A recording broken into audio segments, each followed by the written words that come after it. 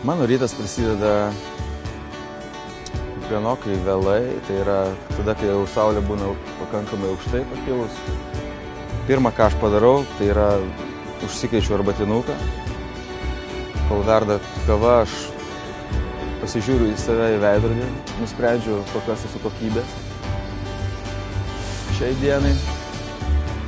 Ir tada pasidarau kavos, išgeriu jos, vaikštau po namus su apsigaubęs kokiu rankšluosčiu arba be jo. Ir bandau kažkaip susikurti savo rytą, susikurti savo dieną. Po to seka, aišku, aš paskaitau kokį nors puslapį geros knygos.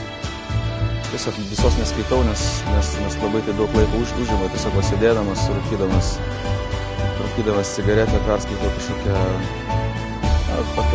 teigiamai, optimistiškai nuteikiančią mintį. Ir stengiuosi pasitraukti tai dienai.